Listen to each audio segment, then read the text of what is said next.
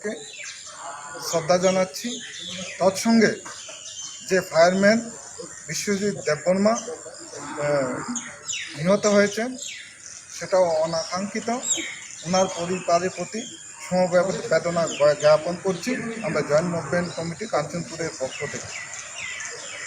আমরা একটা বিষয় জানাচ্ছি যে আমাদের আন্দোলনের আজকে 9ম দিন। আমাদের কাঞ্চনপুর মহকুমা এবং বিশেষ করে পানিসাগর, জলেবাসা ইত্যাদি তথা নর্থ ত্রিপুরার সমস্ত অংশের মানুষকে জয়েন্ট মুভমেন্ট কমিটির পক্ষ থেকে আন্তরিক প্রীতি ও শুভেচ্ছা জ্ঞাপন করছি। কারণ ওনারা আমাদের আন্দোলনে সহযোগিতা করেছেন, সর্বতভাবে সাহায্য করেছেন।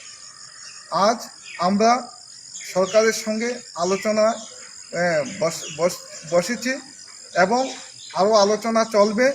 আমাদের দাবির প্রতি ওনারা সহমর্মিতা প্রদর্শন করেছেন। সেই জন্যে আমরা আমাদের অনির্দিষ্টকালের যে স্ট্রাইক ছিল আমরা এখন উঠিয়ে নিচ্ছি সাময়িক কালের জন্য। আমাদের দাবি যদি না পূরণ করে তাহলে আগামী দিনে আরও বৃহত্তর আন্দোলনের পথে আমরা ধাবিত হব।